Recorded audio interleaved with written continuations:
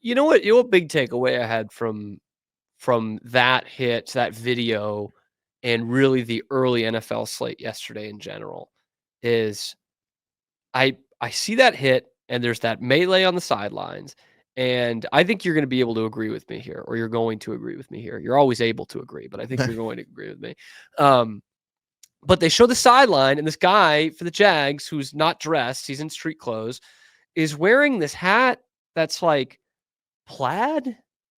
And I've started to notice some other teams will have worn these on the sidelines. And I go back to the Patriots Colts game, and the Colts coach is wearing one of these like mesh but not mesh hats with the rope here and a weird kind of circular crest logo. All the teams have them. Gerard Mayo wears them for the Patriots, but theirs is like a crest with that weird new C in there. And I got to noticing that like we have strayed way too far away from good NFL sideline gear.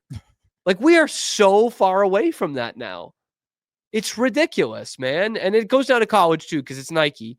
And I see it in Baylor games. You'll see it with NFL teams. They got like those classic coaches, like short sleeve jackets. And all it has is one trim and it just says the team name in block letters. And that's it. So I tweeted about this yesterday. And I get someone tweeting back that's like, yes, we need to go back to like class has always been good. And it's like pictures of Tom Landry and Hank Stram and these guys with their suits on. I'm like, I don't need that. I need like starter gear. You're like, what happened to that from the 90s? Like the big puffy starter jackets? Oh, any of it, bro. Any of it. The bomber jackets, the puffy jackets, the shark tooth hats, the static shock hats. Just something that looks a little different, man. Yeah, it is kind of all generic now. And it's been slow march towards this. I mean, most of my lifetime has been more towards the, all right, let's get more clean, as in just like one logo on there, nothing crazy kind of thing. And it sucks. I mean, I see the Baylor coaches a couple weeks ago. They're wearing, again, those short sleeve jackets and their black jackets with white letters that say Baylor. And I'm like, that could be any team in America. Just change the, yeah. Yes. It doesn't even have your team colors on it. It happens in the NFL too. Like, it's too bad, Zach. I think you'll agree with me here. I will. Maybe it's the Brooklyn. I pushed you towards it. But yes. Maybe it's the Brooklyn Nets who initially started it way back then, where they're like, oh, we're going to go classic, when in reality it was simplistic. And I guess it worked for them at the time. But you saw other teams kind of be like, oh, yeah, we can do that too. But there has been just like a paring down, like you said, of like one clean look. Like we have one logo that's the brand for the whole, for the whole team. And we're going to use that on everything, or as generic of stuff as we can have. And I don't know if it's like a manufacturer thing where all they can do is just go and easily switch out. Maybe I mean, yeah, Nike, I guess they just want templates. Yeah, maybe Nike's like, oh, we're going to make the same like black jackets for all of our like, college teams that we use, and all we have to do is go in and just change out the font of what it says over the pocket. It's just so dumb, man. It's what I was saying about the basketball jerseys last week or 2 weeks ago, whatever it was. Nike just runs out of ideas and people will buy it. Because you know why? Because it's comfortable. And so people will buy it. I mean, comfortable in a psychological sense if you know what you're getting and you can pull it off. But also like I think like it is just comfortable. Yeah. Yes, dry fit stuff is comfortable. Which sucks. And you go on eBay, dude. See what those shark tooth 90s hats are going for. They're going for like $150 a pop, man. People want that. Like it was cool. It was out there. Some of it didn't land, but I think that's where you need to be. And that's a problem to me. Is the sideline gear is just nowhere near. And linking it back to this Patriots game yesterday, the Colts. Cool. What did you say? I said those are cool. I had to look them back up to remember what they looked like. Yeah, they're pretty cool. It's the one with the zigzag on the top. Anyway, you can get a Jazz one for like $20 if you want that. The Indianapolis Colts should not have any piece of clothing with that stupid C on it. I don't even know what it's obviously a C, but I don't even know what it really signifies other than it's the first letter of the word Colts. But you know what I mean? Like it's not like the NC laid over each other for North Carolina, which I saw someone on Twitter legitimately said the other day that they just noticed that that's what that was. Yeah. They thought it was just a cool design for a logo. I'm like, no, it's idiot. But the Colts, like the Colts, the horseshoe is totally synonymous with that team. You know exactly what you're getting. What does the C do for anybody? I remember the Carolina Panthers used to have a hat like that with like the cursive C. And it's like, no, you have a pretty kick-ass logo that you know exactly what you're talking about. Are you seeing what I'm seeing here with this C? And Yeah, I think it's like the Indiana outline in it. It is. But it's I so found the freaking stupid, if man. I can pull it up here. Please do. Because then I'm going to talk about the actual Colts team. Well, I say that. I'm not good at killing time, Zach. No, you're fine. Yeah, no, it has an explanation of like what everything's for, that the C is taken. You know what? Here, I'll just do the share screen. We'll do it that way. I can't get it to pull up, so this will be easier. Here we go. This is great. I know, it's great. There you go. Okay, can you read it for me? Because I cannot see it. So it says that the C is taken from our new word mark and provides an evolved, which more word marks modern are look. stupid. Word marks are very fucking stupid. The Patriots one is way worse than it was 10 years ago, and Pete's Eagles one is way worse, and they had a great one, so I don't get it. But anyway, go ahead. That's a root of all of this, by the way. Grommets, the 7 grommets mirror those found on our iconic and timeless horseshoe.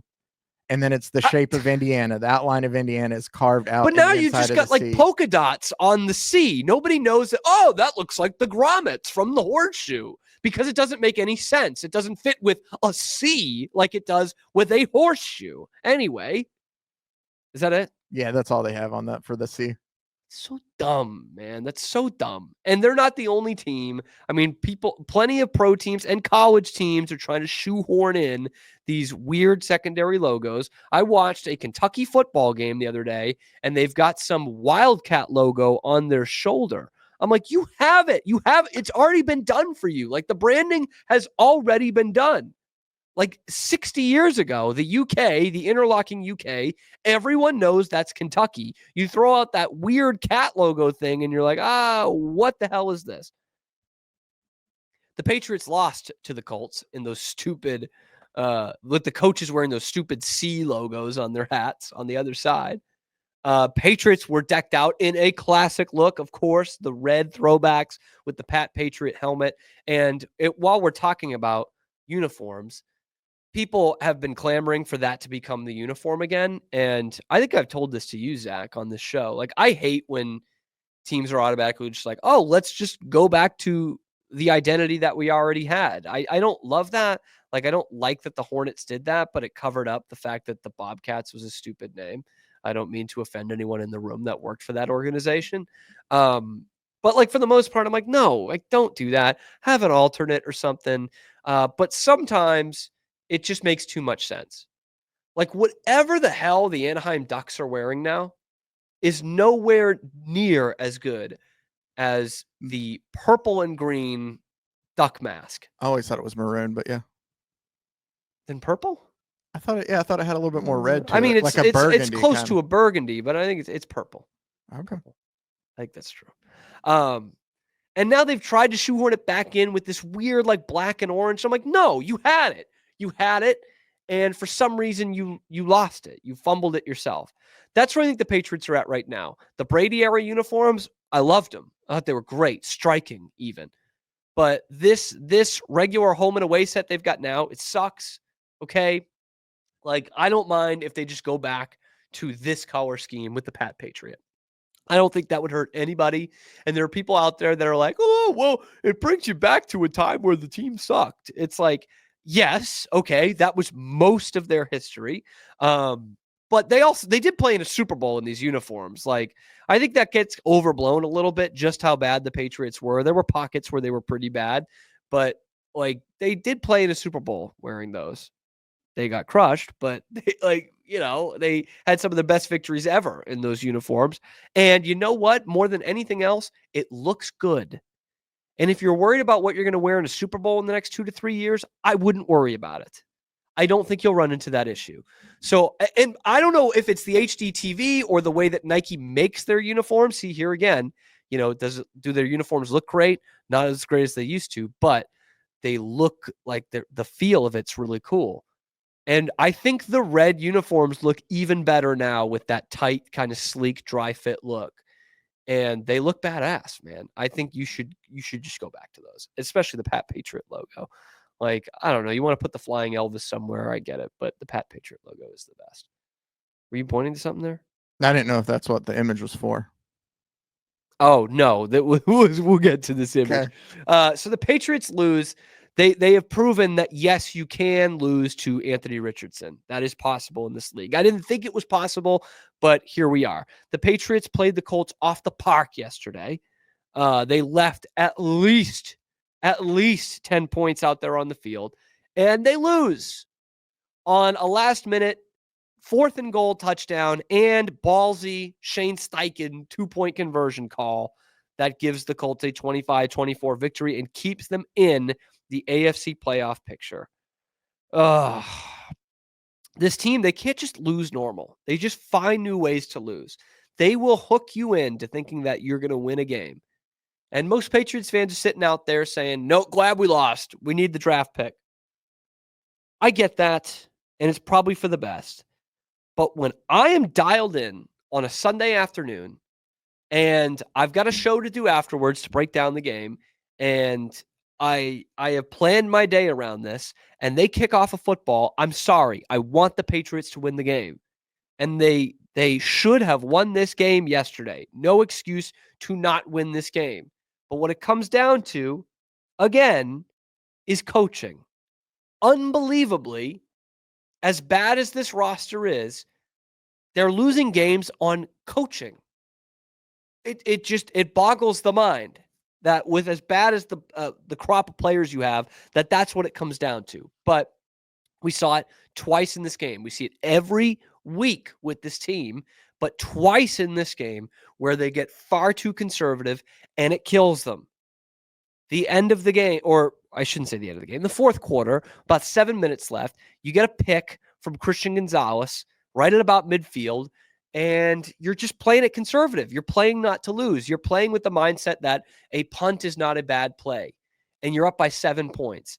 At that stage in the game, punt is not the worst thing to happen to you, but it's not a good play. You don't want to be punting there. You've got a team down, and you're up by 7 with a short field, the 50-yard line. And yet it's run, 3rd down and 11, pass, and maybe something will happen. But you're going to bring extra blitzers on this offensive line, and look what happens. It was a sack. Like that's not giving your offense a chance. And it happened at the end of the first half too, where you got a goal-to-go situation, and you went run. And it leads to a 26-yard field goal that you miss. Somehow you're missing that. Which is, I mean, the irony is delicious that at the end of the game, they're attempting what would be an NFL record 68-yard field goal for the win. And it is right on line, right down the middle, but anywhere between 3 and 5 yards short. So Joey Sly was dead on from like 65 yards, but from 26, he shanks it.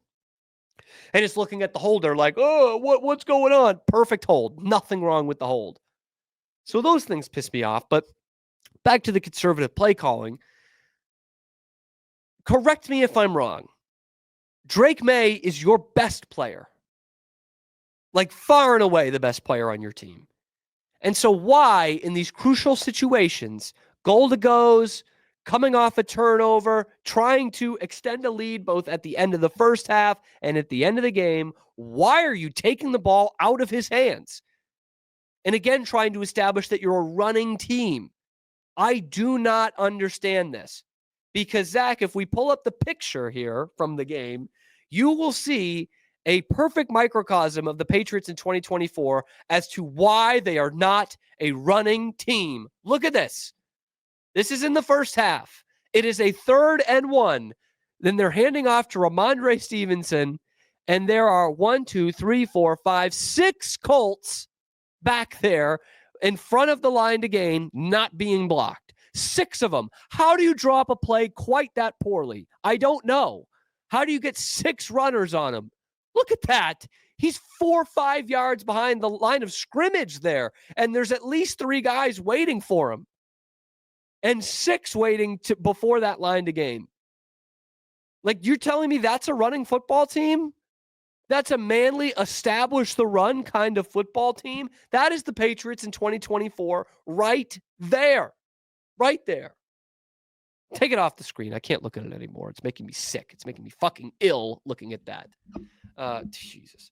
But talk about the points left on the field, man. I think it was 4 red zone trips in the first half. And only one of them turned into a touchdown. But a couple of field goals, you miss one from 26. Sly hits one from 50 and then misses one from 26. I don't get it. I don't get how that's a thing. And you're leaving just points after points after points. I mean, you could talk about the 4-point plays that happen in the red zone, but you miss a 26-yarder. That's an automatic 3 points. You had a touchdown called back on a holding call. I thought the Patriots were going to set the NFL record for red zone holding calls in this game. They might well have. I'm not sure what that record is, but they were seriously coming after it. One holding call literally takes a touchdown off the board. So there's 4 points right there because you only got a field goal out of it. And you're leaving points left, right, and center. I mean, there's a wacky pick in this game that isn't really anyone's fault, I guess. I mean, if it's anyone, it's Hunter Henry. But you're hitting Henry at the goal line, and it bounces up like 3 times while he's on his back, and they pick it off. There's 7 points you left out on the field right there. Can't do that in this league. You absolutely not even against Anthony Richardson.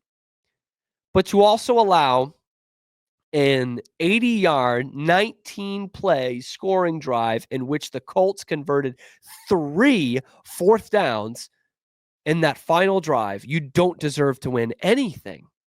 And if you had stopped them on the 2-point conversion, that would have almost been, not fitting.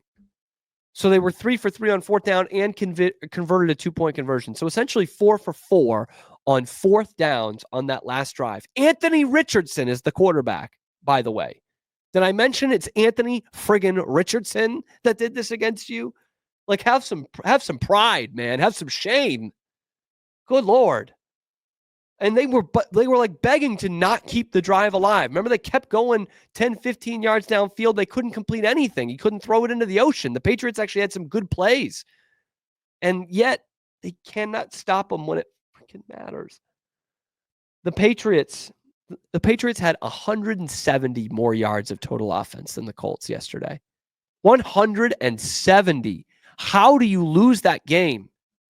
Well, it helps that you also had 73 more penalty yards than the Colts did. Like, I'm sorry. That is coaching. When the roster sucks week after week, that is coaching. Like, how can you not get these guys to line up right or not illegally shift or not false start or not hold? That is coaching when it's the same problem week after week after week. And I'm seeing plays where Ben Johnson is drawing up a tackle-eligible Penei Sewell to throw a pass. And I'm sitting here, we're stuck with this shit week after week after week. Oh, that is coaching. I'm sorry. I know there's plenty of people out there that want to defend the head coach because it's his first year and he played with the Patriots, but there's been nothing from Gerard Mayo, nor anything from Elliott Wolf or DeMarcus Covington, the defensive coordinator, that I'm like, you know what? That is the direction that we need to go in. And the only thing that's saving Alex Van Pelt's ass is how good Drake May is. Because I can't sit here and say that he was such a project coming into this year, most raw of those 3 quarterback prospects, and then say, oh, well, Alex Van Pelt hasn't done anything. Like, no, the kid's doing pretty well. So clearly there's some development there from Alex Van Pelt. But this is a coaching issue on this team other than the fact that they need a complete roster overhaul. I do want to point out one play in this game that has nothing to do with the outcome, but shows you how stupid the NFL can be sometimes. So this is a play that Gerard Mayo is going to have to challenge. It's a quarterback run from Drake May, not a designed run, on a 3rd and 1. Can we get the video here, Zach? So here's the play, clearly over the line to gain. And what if I told you that that play, even in 2024, with replay assist at all times, that play was called a sack behind the line of scrimmage and short of the line to gain? Zach, can we see it one more time? That was ruled a sack with replay assistant there. And with a guy right at the line to gain, with an official right there, that was called a sack. Gerard Mayo had to challenge that. Like, what are we doing? Are you kidding me with that? Anyone with a brain can see that was a first down. Oh, anyway, frustrating game once again for the Patriots. Like, I know this is going to be for the best that they're not winning these games. I thought the same thing about the Giants game last year where Ryland missed a chip shot to win the game or to tie the game, send it into overtime. That ended up being a great thing. She got Drake May. So hopefully that's the case again this year. But it's frustrating as holy hell that they're finding new ways to lose every single week.